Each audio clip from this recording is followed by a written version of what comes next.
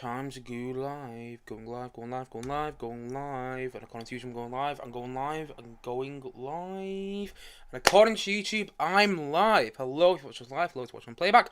And welcome to my 30th I Have Lots to Say live stream on this channel. Now, basically, in these live streams, if you don't know already, essentially, these live streams I do once or twice or even 3 times a week where I talk about current movie and TV topics going on in the movie and TV world right now. And at the same time though, I also answer any live questions sent in, and I haven't had much live questions sent in, so if you are watching this live and you do want to send a question in, I'll hopefully answer the best as possible during this live stream. And at the same time though, also, if you have a topic you want me to talk about in particular in my next live stream, please do let me know in the comment section below, and I'll probably talk about it in my next live stream. And at the same time though, I should say a couple of house cleaning items. I should say a couple of house cleaning items off the bat. First of all, I live in the countryside and hay fever isn't always the best. So if at any point I do sneeze on this live stream, I do apologise. At the same time though, even so I live in the countryside, I also next to a main road. So if you hear like a tractor, a truck, or some just motorbikes going past at any point on this live stream and the intro of the sound on this live stream, I do apologise. I can't control that. And at the same time though, even so I live in the countryside, sometimes it does feel like I live next to a building site. Honestly, it's always something drilling in the houses by me. So if at any point you do hear like drilling or some like work noises being done on the houses by me, I can't control that at any point on this live stream. I'm just saying that it might happen. But apart from that though, hopefully this live stream should all run smoothly. I do apologise by the way. I know it's happened in the past couple of live streams, so I do apologise by the way if the live stream cuts in and out during the live stream. I do apologise if the stream cuts out because I know it has in the past, and so I do apologise if that happens. Hopefully it doesn't, hopefully it doesn't, because it hasn't happened in all my live streams, but I know it definitely did happen in my last one. So I do apologise if for any reason the stream cuts out. That is again kind of out of my control. But without further ado, let's get into my main topic today, which I'm going to split into like 2 topics within itself. So I'm going to talk about 1 big thing today and 2 things within that. So my big thing that I'm talking about today is all things Shang-Chi and the Legend of the Ten Rings. So basically what I'm talking about today is my spoiler thoughts on the film. I'm going to go into some spoiler details because I did my non-spoiler review that I uploaded yesterday on the channel. And by the way, if you haven't yet, go and check it out. I spent a lot of time actually working on that review. So, and hasn't always got all the best views, my YouTube review. So I'd love people to go and check out my review of Shang-Chi if you haven't already. Pardon me there. And at the same time though, today I'll also be talking about the box office from Shang-Chi, which looks very exciting, I'm not going to lie. Because even so, I've talked about it before, and I'll be talking about it again very, very shortly, even so I'm not the biggest on Shang-Chi, I'm happy it's done well at the cinemas, and I'll be talking about that. I'll be talking why I'm happy about that a bit later on in this live stream. But without further ado, let's get into my first order topic and all about Shang-Chi today. And that is my spoiler thoughts on the film. Now, okay, spoilers here, if you haven't seen Shang-Chi and the Legend of the Ten Rings, do turn away now if you haven't seen it and you're planning to go watch it tonight or something like that, but you just haven't got around to it, please do turn away now, because I will be giving away some big plot spoilers for the film. But anyway, I went to go and see Shang-Chi again on Saturday evening, actually. I saw it on Friday evening, opening day, with my brothers, and then I went to go and see it Saturday evening with my mate. I went to go and see it with Lewis and the people who've been on this channel before, that you might have seen on this channel a while back. So we all went to go and see it together, and they all enjoyed it a lot more than me, and I was actually a bit jealous of them, because this is a movie I wish I love. This is a movie I wish I came out of it going, wow, ain't that brilliant? Wasn't that brilliant? Wasn't that absolutely brilliant? I wish I came out of that on Friday even saying that, but I didn't. In the end, I just came out thinking it's okay in a good way, can I point out. No, I didn't come out of the cinema going, it was okay. No, I came out of the cinema going, actually, you know what? That was okay in a good way. I would happily watch it again. I did watch it again. But the thing is though, I don't know, I wanted a bit more from it, and I think it's got a couple of major problems. Now, I do actually think it's got a lot of things going for it, and one of the things I absolutely love about this film is the whole dragon stuff in the 3rd act. Now, I know a lot of people complain about CGI. I'm not the only one who complains about CGI, by the way. I complain about CGI in my non-spoiler review of Shang-Chi, but I know there's other people around on like the YouTube platform or whatnot who've seen Shang-Chi, and so they complain about CGI as well, because I didn't think it was always look realistic. There's a scene where Shang-Chi and Shang-Chi's sister and Aquafina's character all meet like the army in that weird like mystical world and things like that, with the weird fantasy world where the dragon is, and they meet Michelle Yeoh's character and things like that. And just in a scene where, Shang-Chi's sister, and Aquafina's character are meeting the army, the grass that they were standing on didn't look real. I'm just talking about grass. I'm not talking about like one of those mystical creatures you see in the, final acts of the film. I'm just talking about the grass that they were standing on. And whether that was like a reshoot and they couldn't go back to location, I don't know, but it just seemed a bit tacky, that I'm not going to lie. And also, some of the creatures that you see later in the film have brilliant designs. Remind me of remind me of, what was that, the crystal creature you see in The Last Jedi, or even some of the creatures you see in some like The Hobbit or Lord of the Rings, and so on and so on and so on. The creature designs are brilliant, but the CGI isn't always there. And I think that's one of the reasons that, say, Lord of the Rings, in my opinion, triumphs over this film, because when you look at the, elephants in the, well, I think they're called elephants anyway, the big elephant creatures in the third and final Lord of the Rings film, you look at them and go, wow, they look unbelievably real. And bear in mind, that was a movie made in, 2003, and we're in 2021 now, but you look at some like the elephants in Return of the King, the third Lord of the Rings film, you look at how real they look, and then you look at some of the creatures in this film, which are just a bit smaller. That's kind of like a lion-like creature that you see in the third act. There's like a horse with zebra creature as well that, that stands in front of the car that all the main characters in at one stage when they go into this fantasy world. And the designs are great. I'm not saying the designs are bad, but I just don't think they look real enough that I could really, buy into this world. And another problem, well, I've got a few problems with the fantastical world stuff actually. As much as I do actually kind of like the whole idea of a whole new fantastical world, a bit different than Wakanda, a bit different than Asgard, as much as I do like that idea, I also think it comes with a lot of problems. Like, one of my big problems with this film is how fantastical the MCU is getting. Bear in mind, alongside the whole world that we've met, the whole world that we've, seen in Shang-Chi now, we've also got Wakanda in some sort of fashion. We've got kind of a new Asgard going on. We've also got, multiverse coming soon. We've got the whole stuff to do with the TVA and Loki, and then, we're going to get all this stuff to do with the Eternals coming November the 5th, and I reckon the Eternals are going to open a lot more worlds as well, bear in mind, because apparently the Eternals have been around, for centuries, and we just haven't seen them yet, so I bet the Eternals opens up a lot of new worlds and new characters. So, with all this, you're just going to tone it down a bit, though, because I think Marvel has entered a problem with themselves. And this isn't me just being one of those people who just hates Marvel, by the way, because I want to come out of every single Marvel movie, and I know I keep saying this, you can believe me or not here, but I want to come out of every single Marvel movie going, you know what, that was absolutely brilliant. But then, honestly, over time, even some of the Marvel movies I like Spider-Man Far From Home, I start to notice problems with them. Whether I watch them more or whether I just think about them, I start to think, oh wait, that didn't work, or that could have been done a bit better, or actually that film was left in a bit of a cliffhanger.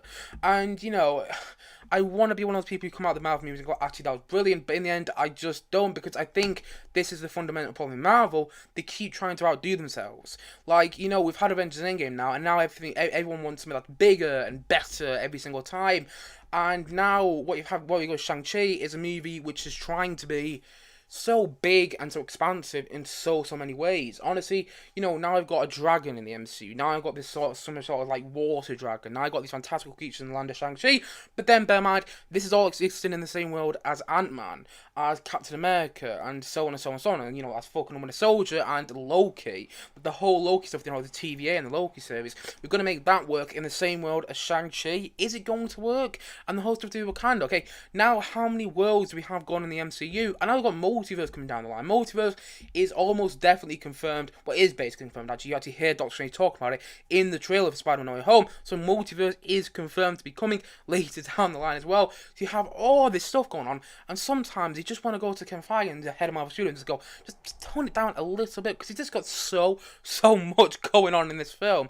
The whole of the MCU in general, and I just feel it's getting a bit too much, and I think that's where Shang-Chi kind of lost me, because now Shang-Chi has a really hard job of topping itself in the second Shang-Chi movie, because bear in mind, I know we'll be talking about this a bit later in this live stream, but a second Shang-Chi movie will definitely be made now, because the box office did really good for this movie, so a second Shang-Chi movie will definitely be made. But the thing is, though, what is the second Shang-Chi movie going to be? They explore the fantasy world that you see in the third act a bit more? Is that what it's going to be? They explore that world more? Is that what, the second Shang-Chi movie is going to be? Because it kind of has to be, because it has to top, the first Shang-Chi movie now. And all these people go, oh my god, it's amazing, the visuals are amazing. Well, you know what? The second Shang-Chi movie is going to have to be even more amazing. And I just think that's a problem with the MCU within itself, which is kind of why I enjoy a DC movie more. Like, say what you all about Shazam, and a lot of people don't like it, but that's a more toned down, superhero origin story than, say, something like Shang-Chi. The thing is, you get the first act of Shang-Chi, and that's quite toned down to a degree, but then you get the whole buzz fight, which is a bit like, okay, wow, about, and that, it doesn't always, hold up to realism. But then, okay, you get the first act of Shang-Chi, which is kind of realistic to a degree, and it's kind of a toned down origin story. But then it gets bigger, and then it gets bigger, and then it gets bigger, then it gets bigger, then bigger. They get the point. It keeps getting bigger, and the thing is, at the moment, Marvel's trying to make everything so big that I generally think we will never get a toned down origin story in Marvel ever again. I might be wrong, and I hope I am wrong, by the way. I hope we, come out next year, and maybe there's a new origin story. Like, I hope next year or something like that, we watch the Moon Knight TV show, and I hope it isn't toned down origin story. I don't think it will be, by the way, because I don't think Marvel will ever do that again, because they keep trying to outdo themselves. Bear in mind, look how big Shang-Chi gets over time in this film. I mean, that the expansiveness of this film as a whole is just huge, and you just kind of sit there and go, I was sitting there watching the film the second time, and just thinking to myself, we're never going to get toned down origin story in the MCU again. We're never going to get that, because every single time Marvel's trying to make itself bigger, and eventually it's going to get to the point where just general, viewers, general moviegoers will get confused at what's going on in the MCU movies. That's what's going to happen in the end. I mean, I will, if not careful. I know there's a lot of comic book fans out there will go, no, they won't, because actually, Marvel always makes it so you have a clue what's going on. Yes, you can say that, but in the end, if you're a comic book fan, you'll understand what's going on. But the fact is, though, about 3/4 of the people who go and watch a Marvel movie nowadays are just casual moviegoers. They want to go and see, a superhero movie. And that's great, but they also got to understand what's going on.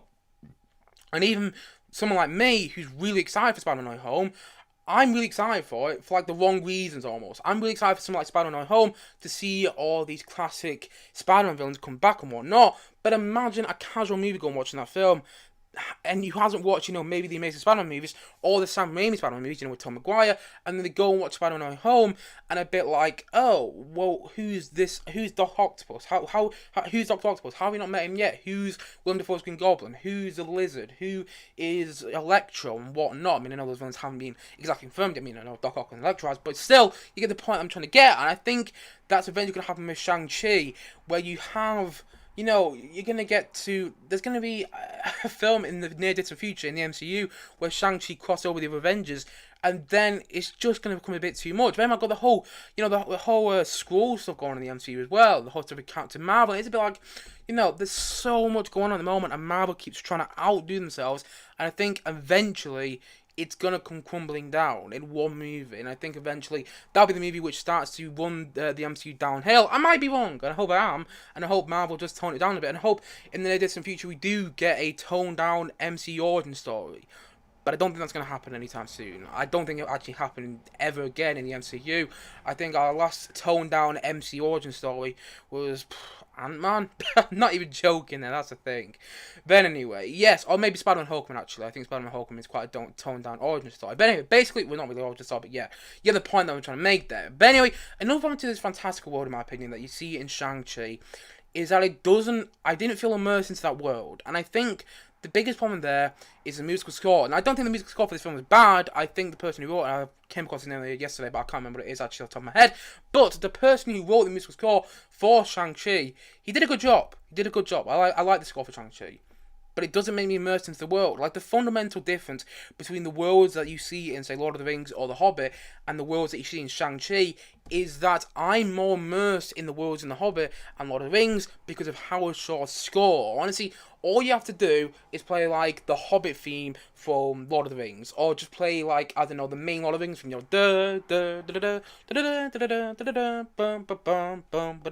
have to do is play that to me on Spotify, and I just feel like I'm immersed into the world of Middle-earth, whether it's Lord of the Rings or The Hobbit. And I can't say the same about Shang-Chi. I can't put on a track from Shang-Chi and go, whew, I feel like I'm in the world of Shang-Chi right now. I can't, and that's a shame, because I want to. And I think, honestly, I'm not saying you had to have Howard Shore score this film, but if you had someone like Howard Shore, or maybe someone like Hans Zimmer, or even someone like, Michael Giacchino, or even someone like John Williams, but I think John Williams is a bit too old to, score this film. But nevertheless, if you had someone on that par, maybe you'd be more immersed in this world. Honestly, I was sitting there thinking, it'd be great in this, like, big, epic dragon fight you see at the end of the film. It'd be great here if we had a really fantastic, orchestral musical score going in the background here. But you don't. That's the thing, though. You don't have that big orchestral musical score that you get in something like The Hobbit. Where, say all about The Hobbit, but you almost be. But every time you watch the Hobbit films, you always feel immersed into those worlds. Well, I do anyway.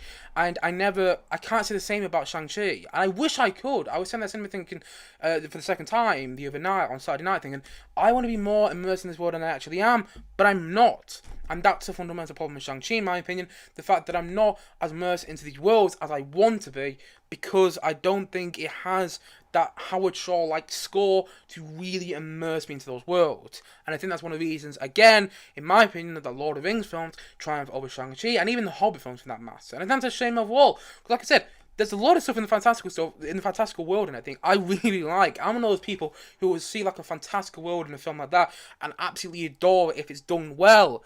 But it wasn't done to the best I think Marvel could have done it in this film, and just some of the CGI just didn't look realistic enough for me to really buy into this world to the full degree that I think Marvel wanted me to when I was watching this film. And at the same time, though, some other problems with this film as well, and which are kind of away from the whole fantastic world element.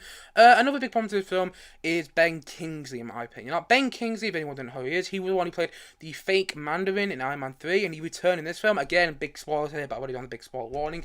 But anyway, you get my point. Yes, Ben Kingsley returns in this film as the quote-unquote fake Mandarin, or what's his name, Trevor. He returns in this film, so we previously seen him in Iron Man 3, and he comes back here. And honestly, it felt like Ben Kingsley, and Ben Kingsley is an incredible actor, by the way. I love him. He's a fantastic actor. I love watching him in films.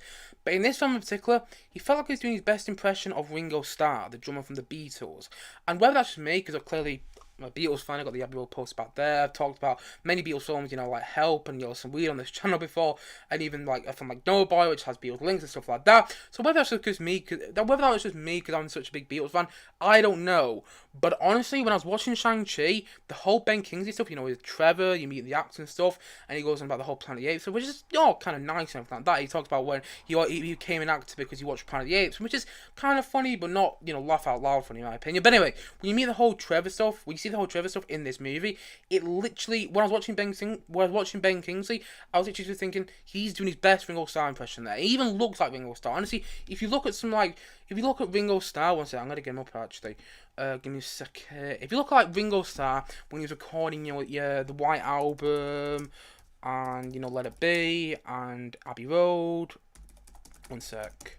Just give me a second. Just gonna get the image up. Honestly, you'll see how much it actually really looks like him. Okay, I'll get this image up and I'll just give me a second. Optical illusion. Look how similar Ben Kingsley looks in Shang-Chi. I don't know if I'm at once. I'll try and get. Look, there's Ringo Starr when he's recording Let It Be. Right, one sec. Give me a second. Shang-Chi, Ben Kingsley. I don't know if that should be an image online because the movie's only just come out. No, these are all images of like the Mandarin from Iron Man 3. I don't know. I don't think there'll be an image. But basically, just gonna have one more last little look down here. No, he's in the movie. He definitely is. If you've seen the movie, you know he's definitely in it anyway. But anyway, yes. If you watch the movie, you'll know that Ben Kingsley looks almost identical to Ringo Starr there when he's recording Let It Be. Like, I'm not even joking. And that was kind of annoying, because I think Ben Kingsley is a great actor, and I didn't even mind the whole Mandarin stuff in Iron Man 3. I didn't really like it that much, but I didn't mind it, and actually that was one of the parts of my Iron Man 3. I kind of enjoyed watching Ben Kingsley in there, and I think if it was anyone else, that stuff might not work, but the fact is, right, when he came into this movie looking like Ringo Starr, and even speaking like Ringo Starr, because bear in mind he has a Liverpool accent, and it's like, oh, when I was an accent and stuff, I mean, I can't really do a Liverpool accent, I failed them miserably, but at my point, when he pops in this movie, and he's doing like a Liverpool accent, and he looks exactly like Ringo Starr, even with the long hair like that, and the moustache, I literally couldn't get it out of my head. He's doing his best impression of Ringo Starr. That's all I kept thinking. Both times I watched this movie, it just completely zoned me out, and this is just me as a big Beatles fan, but it just completely zoned me out because I was like, that's Ringo Starr. He just feels like he's doing his best impression of Ringo Starr in this film, which is fine and everything, and there's a couple of alright jokes with Ben Kingsley. Like I must admit, I do kind of like that moment. I liked it a lot more actually in the second time when he's in the battle and everything, and he pretends to be dead with that little dog-like creature that you see in the film. And I think I forgot the name of the dog-like creature they see in the film.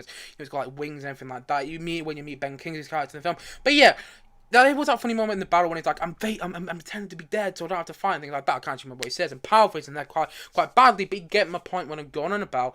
That there's some funny moments with Ben Kingsley in the film, but I'm just gonna go over how much he looked like Ringo Starr when Ringo Starr was like the latest stage of the Beatles, when he was doing like the White Album, Let It Be, and Abbey Road. Honestly, I just couldn't get over it. I was like, he's doing his best Ringo Starr impression, and he even looks like Ringo Starr.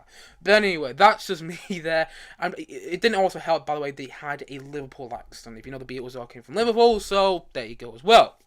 But anyway, there are a couple of other problems with this film as well. I've already spoken how I didn't really like Aquafina in the movie, and it's a shame because I was actually thinking of seeing Aquafina or anything else, and I did actually watch Ocean's 8 a couple of months back. I enjoyed watching her in that film, actually, but Aquafina for me in this film just didn't work, and I don't think that's her problem, actually. I think she did the best with the job she was given in this film, but the fact is, though, I think her character is written in quite an annoying way, and that's not me being sexist, by the way, because I'm a huge fan of Shang-Chi's sister in the film, and I'm a huge fan of Michelle Yeoh in the film, and I think they're both great, and I think they're both actually written quite well into the film.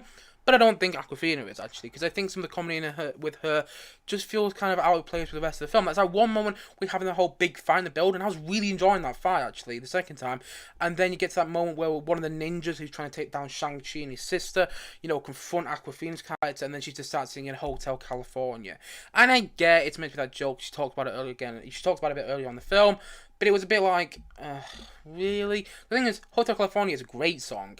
But I just don't think the delivery of how she did that in the film was the best. And it completely took me out of the scene. I think that's one of the problems with Marvel movies in general, where the comedy takes me out of the scene. Happens with the buzz fight in this scene as well. The buzz fight in the film, buzz fight in this film, where you have the whole buzz fight and have that guy recording on his phone and everything like that, who I said, like I said before, was pretty sure was in Spider-Man Homecoming. I think he's in one of the scenes in Spider-Man Homecoming. He's like, oh my god, look, it's Spider-Man, do the flip like that. He's in Spider-Man Homecoming. I actually think he works a bit better in that film. But in this film, he's recording this whole stuff on his phone, and I wouldn't mind it if it was just like one cutaway, but they keep cutting away back to that character. If it was just one cutaway, and he's recording on his phone, which makes sense for the plot, because later on in the film, when Shang-Chi's sister meets Shang-Chi again, she's like, oh, I saw the video on your phone of you finding the bus, and things like that. So it does make sense in the narrative that you actually have that character on the bus.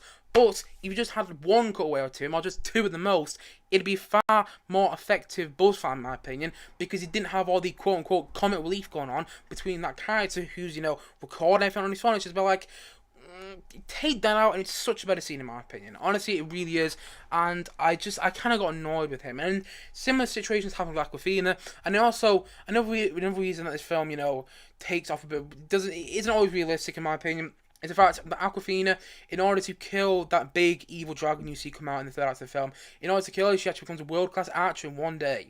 So, Hawkeye, what? What was going on in there? Like, apparently, Aquafina can become a world-class archer one day after having quite literally a day of training and being one of those, what do you call them? Being one of those valets with, Shang-Chi for such a long time, and now she's just a world-class archer. Well, that's really believable. And also, okay, another thing about the fantastical elements I almost forgot to mention was the way they kill that big evil dragon-like creature. I think it's a big evil dragon anyway, but the way they kill that big evil grey dragon in the third act of the film is Aquafina has to shoot his neck down with one shot. And you know what that reminded me of? The Hobbit. If anyone's actually watched the second two Hobbit films, there's this whole thing in the second Hobbit film of like, there's this rumour that if you kill, it's similar like this, there's a rumour that if you kill, it's like a ghost story that if you shoot the Smaug the dragon with an archer on his neck, he will die. And there's a whole ghost story in like the second Hobbit film, but then actually you realise it's true in the third Hobbit film.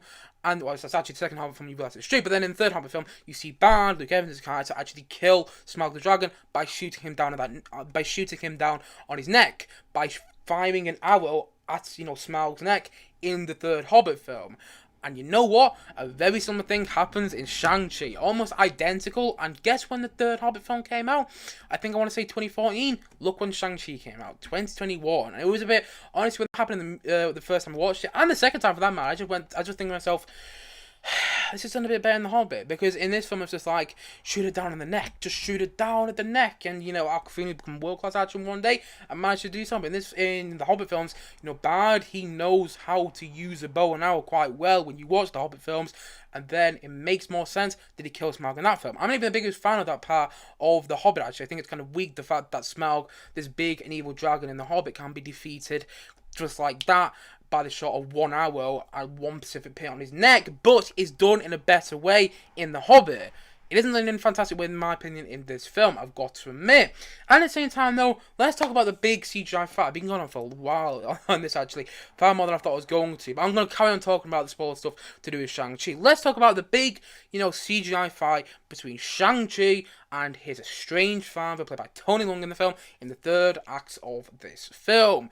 I was bored out of my mind. Now, I know that's probably just me, actually, because I've seen so many superhero movies now, and so, you tell me you get these big CGI fights, and they're done in quite an interesting way. One of the examples I always use is Guardians of the Galaxy 2. Like, I was watching Guardians of the Galaxy 2 for the first time in the cinema back in 2017, and you had the big CGI fight, between Ego turning this big, CGI god, Kurt Russell's character in that film, and then the Guardians of the Galaxy, and it was a big CGI fight, and I started to get really bored in the cinema, but then James Gunn kept me interested because he played The Chain by Fleetwood Mac as the Guardians of the Galaxy start winning and start defeating Ego. That's how you keep people interested in a big CGI fight. You make it different than all the ones you've seen before. The fact is, though, I've seen CGI fights in many other movies done before, and it just wasn't done in that much of an exciting way. Honestly, like I said before, if you had a big, fantastic musical score going in the background, then I think it'd be so much better in that scene, and maybe I'd be more interested in what's going on. But in the end, it just looked like, honestly, for me personally, it just looked like Tony Leung's character, plays Shang-Chi's father, is going up down the strings and just go, ooh, 10 rings, boo, and then Shang-Chi's like, ooh, poo, joo, joo. I need to get some random visuals, which put in post-production. I just don't really look that realistic, in my opinion. Honestly, I must admit, I didn't think the final fight between Shang-Chi and his father was done that well, and it was just another big CGI fight that we've seen. How many superhero movies now? How many, even DC movies, which I like quite a bit, sometimes will have that big CGI fight. Like, James Gunn's The Suicide Squad, which came out not too long ago. Even that had a big CGI villain, the big starfish. Spoiler to The Suicide Squad there, but you had the chance to go and see it if you wanted to, because no one really did. But anyway, yes, the whole thing to do with James Gunn's The Suicide Squad, which came out not too long ago, is there's a big CGI fight at the end of that film. But James Gunn still makes it different because he still makes it work in its own little way, and that's when it actually enters the heart into that film. And actually, I think the whole starfish stuff, even though I don't think it's as strong as part of the Suicide Squad, I do still think it kind of works in that film because he makes it different. If you watch the Suicide Squad, you understand what I mean there. But I can't say the same about Shang-Chi, and I wish I could. I wish I could. And at the same time, though, one last thing I'm going to mention. Actually, I might mention a couple more things. But one of the other things I'm going to mention is that, Tony Leung's death, Tony Leung, who plays Shang-Chi's father in the film, his death is done in such a weird way.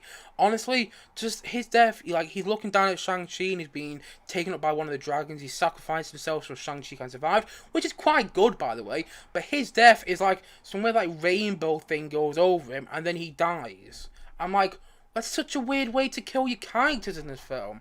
Honestly, it's just, I think it's far better when it's done in something like Lord of the Rings. And I know I keep comparing to this film to Lord of the Rings, and Lord of the Rings is, in the end, Lord of the Rings, an Oscar-winning film trilogy. But in Lord of the Rings, it's in a far more realistic and interesting way that you really feel emotional when certain characters die. Then in this film, because honestly, it just looked like they had really weird rainbow stuff going on their faces, which just kind of had me going, is that really the way you're killing off big characters like Shang-Chi's father in this film? I just don't think it was for the best. I'm not gonna lie. And there are some other good parts in the film as well. There is a lot to remind there. There really is. I like the whole dog creature that you meet. It hangs out with Trevor and everything that you meet in the dungeon. I think that works quite well. And I do think that there are some really good parts to this film, and I do think that it is enjoyable to watch. It's definitely one of the better Marvel movies I've seen, but even that's not saying much. I spoke about this movie in my previous Shang-Chi review, that I do like this movie, but I wish I loved it. I wish I loved it. I mean, I don't even really like it that much, to be honest. I think it's okay. And I wish I liked it as much as everyone else is. Everyone else is coming out of the cinema raving about this film, going, you know what, Shang-Chi is brilliant, things like that. I went to go and watch it with my mates, and I actually didn't think that they were going to like this film as much as, that everyone else is. And actually, they really did like this film. And that's great. I'm really happy that people are loving this film. I just wish I was. I just wish I was loving this film. And I'm not one of those people online who goes, purposely hates Marvel movies for the sake of hating them. No, I want to come out of every single Marvel movie and going, wasn't that great? Wasn't that absolutely brilliant? And there have been moments when I have done that. Like Spider-Man Homecoming, Guardians of the Galaxy, Guardians of the Galaxy 2, Spider-Man Far From Home as well. I know those are sequels, but still, Sometimes the sequel doesn't work for me. I'm a fan of the first Iron Man film, but I'm not a fan of Iron Man 2. But the thing is, though, you get my point there. I want to come out with these Marvel memes going, wasn't that great? Wasn't that so much fun to watch? But I did it in the end. There's enjoyable parts of Shang-Chi. I did like it a bit more the second time than the first time, but I still think it jumbles itself in the second half of the film. I do think it jumps between present and past too much. Well, quote unquote present. That's why I know this film's set in 2024 because of the whole snap stuff in Endgame. But yeah, I still think it cuts between the quote unquote present day and past in the film a bit too much. And I do think it's just, there's so many generic parts in there, the whole stuff through the Tony, whole stuff, Shang-Chi's father coming back and now he's more of a villain than a hero. Very similar to Ego in Guardians of the Galaxy 2, or even, there's loads of examples as well, I can't think of the top of my head, but the whole stuff with, a certain character having a dark past which comes back to haunt them, the Winter Soldier, Captain America, so on and so on and so on, Wanda, and, so many things like that we've just previously seen in other Marvel movies, and I just think they really need to make their stories a bit more fresh and exciting. I'm hoping it happens with Eternals in November this year. I'm hoping when I go watch Eternals in November, I'm hoping that movie really proves me wrong, because I actually watched when I went to the weird thing happened, by the way. I'm just gonna little sign out here. Weird thing, when I went to go and watch the movie in the cinema. Both times I've seen the movie in the cinema, I watched the trailers and everything, but there's only been one trailer for this movie, and that was Eternals. Not being any Spider-Man No Way Home trailers. Both times I've gone to see this movie, which is a bit surprising because I want to see Spider-Man No Way Home trailer in the cinema and haven't seen it yet. I'll see one when I go and see Ghostbusters Afterlife, because that's also a Sony movie, and I'll go and see when I go and see Eternals as well. But still, it was just a bit odd that I only saw an Eternals trailer before I saw Shang-Chi in the cinema. But anyway, yeah, I actually remember seeing the Eternals trailer in the cinema and thinking to myself, actually, you know what? In the cinema, this looks so much better. I think on your phone screen when you're watching a trailer, like I do, I don't really do it on my TV. I have done in the past, actually, a couple of times, because I do have a Now TV set which connects to my TV, and that has YouTube on there. But yes, I have done it on my TV a couple of times, but normally when I'm watching a trailer, I just do it on my phone and things like that. And normally to be like, I'm just going to watching it on I'm watching on my phone, and the visuals don't always look the best on your phone, but then when you're watching the cinema screen, like, whoa, this looks really good. And I think The Eternals is going to be quite a sophisticated sci-fi movie. First of all, because it's Chloe Zhao, and I think that Chloe Zhao is that sort of director. I'm saying that, I haven't watched any of her films, but I know Nomadland's quite sophisticated, and, won Best Picture last year. I'm going to get round to watching Nomadland, definitely before watching Eternals, because I want to see what her directional style is like, so when I watch Eternals, whether it's actually her directional style is, distinct from that film. But nevertheless, yeah, I'm very excited to see The Eternals, because it looks like it's going to be like sophisticated sci-fi. They might be getting like Doom later on this year, and they've had in other previous, sci-fi movies like Blade Runner and so on and so on and so on, Blade Runner 2049 as well. So I'm very excited for The Eternals, because that looks like it's going to be different than most Marvel movies, and in a good way, in my opinion. Even so, I don't think the trailers still look brilliant.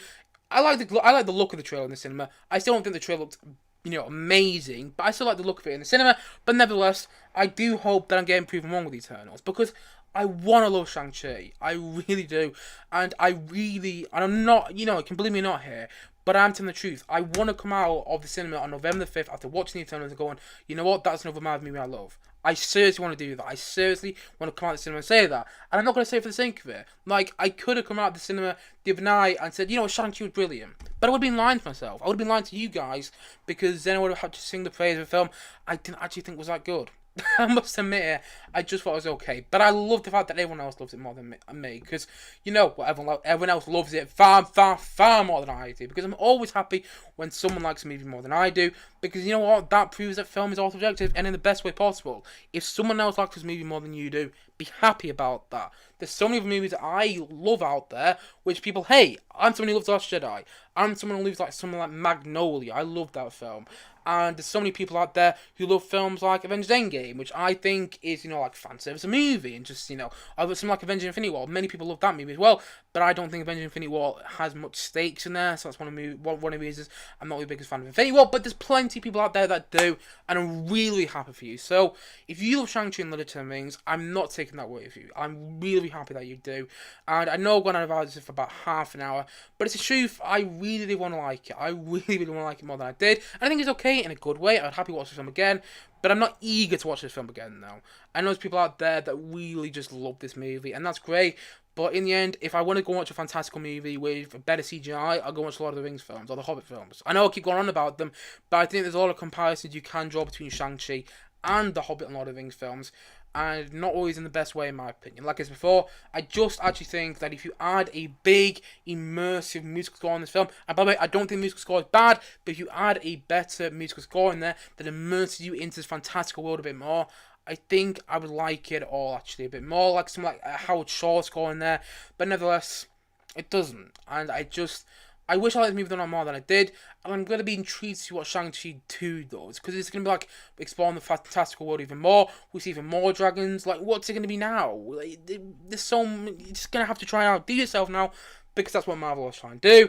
But hey, that's my spoiler thoughts on Shang-Chi, and I went on about that for about 35 minutes. So there we go about that. I didn't think I would, by the way. I made a few notes actually before I did this live stream about Shang-Chi spoiler thoughts, but I didn't think I'd go as long as I did.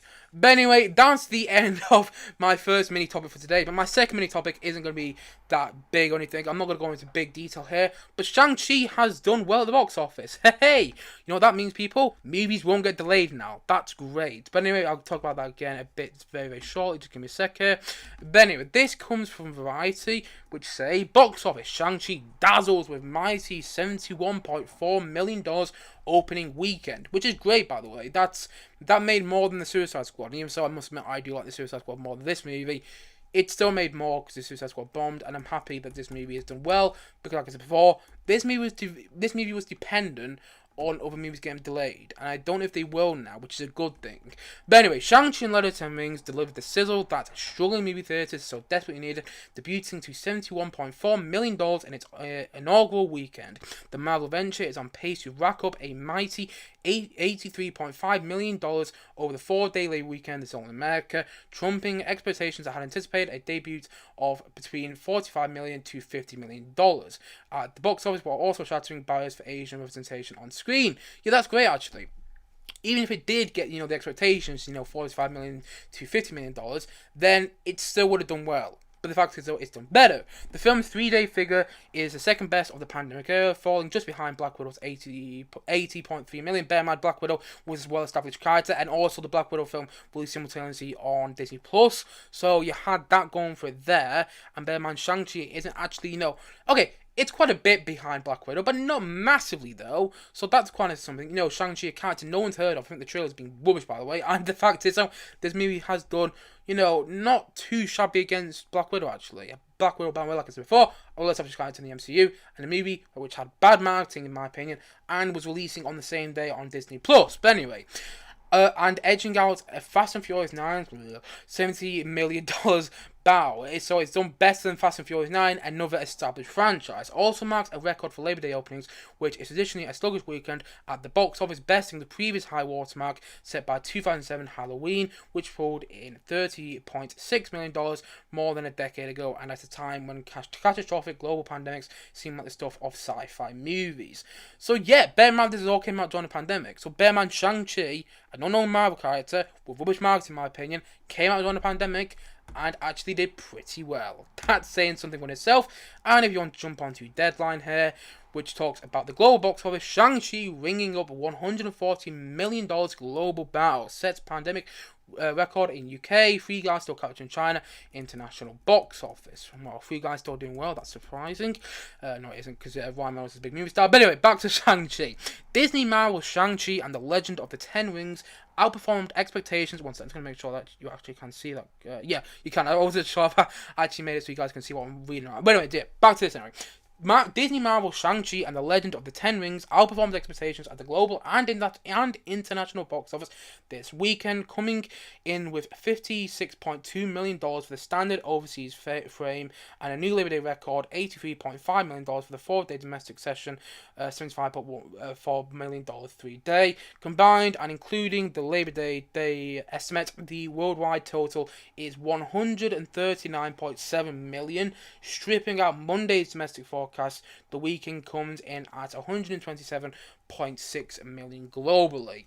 That's something, because you know what that shows people? People are going back to the cinema. Yes. And even so, it's a movie that I'm not the biggest fan of.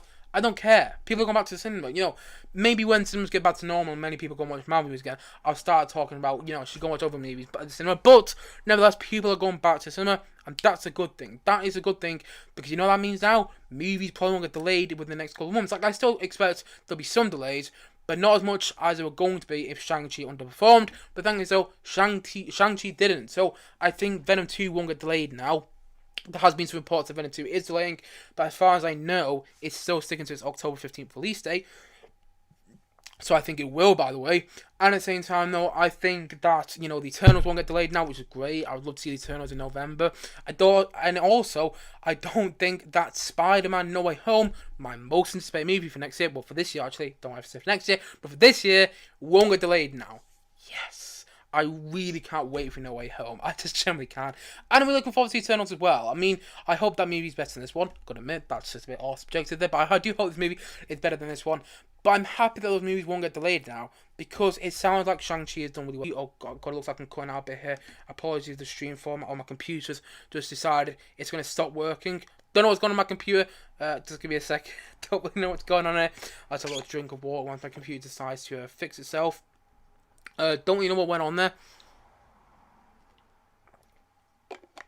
My computer just went a bit all over the place, so I don't know if it actually came through on the stream, but nevertheless, I don't really know what happened to my computer just then. But yes, it probably also means Shang-Chi 2 is coming, what is coming, should I say, which would be interesting to see what it be, because I just think we like Shang-Chi but bigger, and I don't know how they're going to actually do that. Let's explore more of the fantastical world. And by the way, one thing I also got to mention, I think Ben Kingsley's character, you know, Trevor, the actor, that he talked about how he became an actor because he watched Planet of the Apes, which is actually a pretty funny moment, by the way. If you've seen the movie, you know exactly what he's talking about, the whole Planet of the Apes scene. But the whole, I think Trevor is going to come back in, you know, Shang-Chi sequels, if you will. I think he'll have cameo roles in those movies. Maybe not as big as the role he had in this movie, because he had quite a substantial part in this movie, but I don't think he'll have the same substantial part he has in, you know, Shang-Chi sequels further down the line. But anyway, yeah, that'll be interesting to see Ben Kingsley return to the Shang-Chi world in future Marvel sequels, because I do think he will, because also I think Ben Kingsley likes a good paycheck, and I think Kevin Feige likes giving Marvel actors good paychecks as well. But anyway, back to Shang-Chi. Yes, it's great that it's great. It is great that it's done well at the box office. I didn't think it would. I'm gonna be honest, I didn't think it would. I think the trailers were rubbish. You know, the trailers had stuff like witness the rise of a new Marvel legend. Who? You know, most people don't know who Shang-Chi is. Even comic book fans, you know, don't really know who he is. So, well, I say that, I don't really know. But still, yeah, you get my point. This is a character not many people know of, and it's still done pretty well at the box office, which is great, because now that means that not only our other super movies won't get delayed, but also, probably, you know, Bond won't be delayed now. I don't know, I mean, that's me speculating there, but I would imagine that they'll look at Shang-Chi's box office and go, actually, you know what, we can do pretty well with this film if you market the hell out of it. We have Daniel Craig and all these talk shows and things like that. I reckon Bond can do really well now. You know, no time to die. Fingers crossed it still comes out when it does, because I'm reviewing the Bond film right now. And by the way, I will have a review of Quantum of Solace coming sometime this week. I have already recorded it. I just haven't got around to editing it. But anyway, yes, I do think Bond will have a good box office now. I think also Halloween Kills, a Halloween sequel, will come out when it's meant to. I think The Many States of Newark, the Sopranos sequel will come out as meant to, or prequel, should I say. I also think that's going to be many other movies. Ghostbusters After.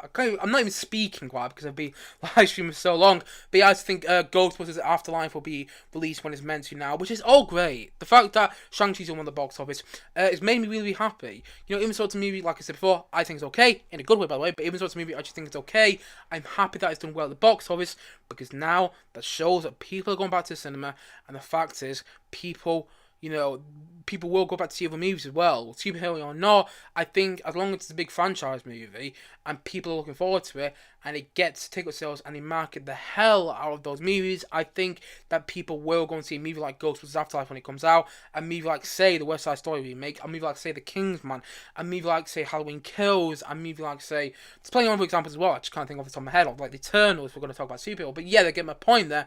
I think if studios, like they have done with Shang-Chi, market the hell of those movies and make sure that they get the positive reception that they need, I think people will go and see those movies. And Dune as well. Dune is a big one that I haven't talked about yet. But I do think that people will go back to cinema now. And I think that Shang-Chi's box office is an indication of that. And in a good way, by the way. I didn't think it would do that well. but it has done, and that's really good, because now that looks like movies probably won't get delayed as much as they have been doing in the upcoming months now, but one can only hope. They still might get delayed, and don't trust me just because I'm saying it, because I might be completely wrong, so don't just trust what I'm saying, but nevertheless, it looks good. It looks like we're gonna get releases when they're meant to come out now. But again, this is poor speculation. There might still be some movie delays, but I think Shang-Chi's box office is a good sign for theatres and cinemas getting back to normal. And so that's the end of my Shang-Chi, live stream for today. I probably want to talk about live stream, sorry. I probably want to talk about Shang-Chi again on this channel, because I've done this, 45-minute stream about this now. I did my 18-minute non-spoiler review about this film yesterday, which I worked a lot on, by the way, so if you haven't checked out my first review for Shang-Chi and the Legend of Ten Rings, please do go and check that out. And it isn't, I don't rant, by the way, in that review. If people are looking at my title for my non-spoiler Shang-Chi and the Legend of Ten Rings review and going cliche after cliche, I bet there's another person just, shitting on another mouth, maybe. No, actually, I always like to focus on the positives, even or some of the movies I'm not the biggest fan of, and that's what I try and do in Shang-Chi as well. But I also give a big detailed response why I have big problems with that film in a non-spoiler fashion. But if you want to talk, if you want to go check out, please do. And if you want to go check out my review of Shang-Chi, please go and do so. And if you haven't yet, please do click down below and like, subscribe on this video or on this live stream, so to say. And I'm getting a bit tired now because I've been talking for so long, so I'm going to finish the live stream off pretty soon now. But thank you as always for watching, and remember, if you have a topic you want me to talk about in my next live stream, please do click down below. Please do let me know in the comment section below, and I'll probably talk about it in my next live stream or the live stream after that. But until then, guys, thank you as always for watching, and see you guys again soon. Bye for now.